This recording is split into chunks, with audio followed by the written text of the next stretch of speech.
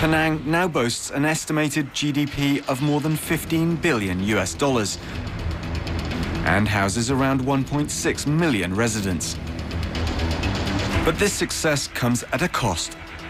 Its urban developments have created negative consequences. One of the side effects of this growth is inevitable waste. All the dump sites which we have are all open dumping.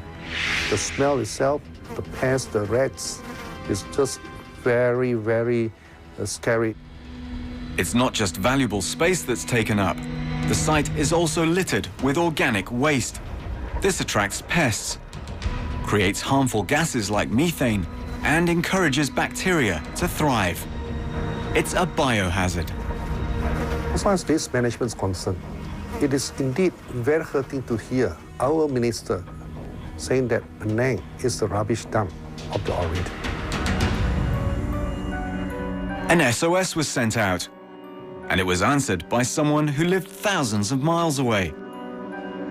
For the past 20 years, Australian Ken Bellamy has been working on a remarkable idea: to use nature against itself. His weapon of choice, microorganisms. There are things that are small that are not good for us, but there are a whole range of organisms that are essential to our survival.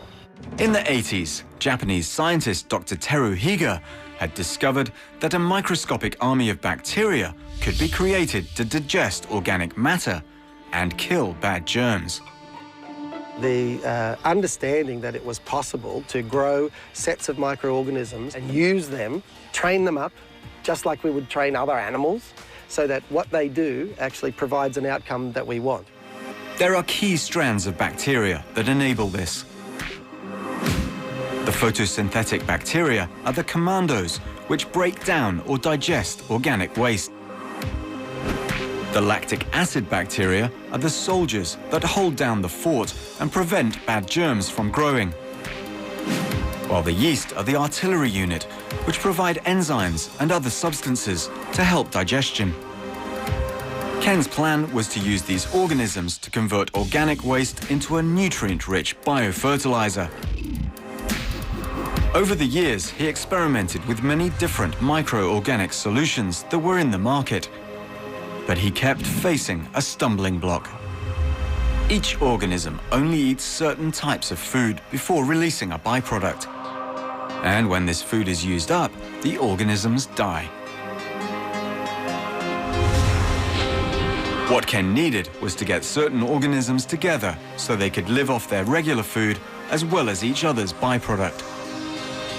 I actually went around the world looking for formulations that hung together, where people had put together a mini ecosystem and they could put it in a bottle, basically.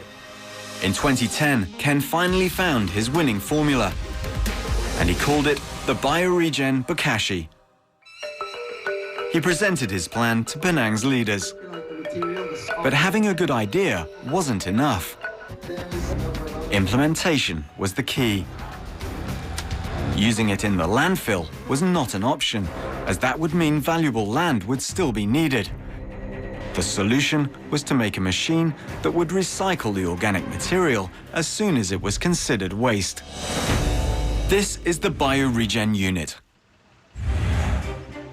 The Heng Yi High School is one of the first venues to have the unit installed. The first step in using the machine is to add the bokashi, as well as a microorganic cleaning solution to prevent the machine from collecting germs. Then all the waste food is added to the chute. A pedal at the base turns on the faucet and the grinder.